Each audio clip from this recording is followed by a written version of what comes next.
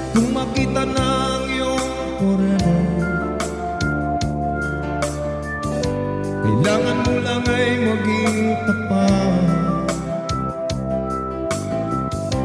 Wala ka nang dapat pang itatago. Sabihin mo lahat ng totoo. Respeto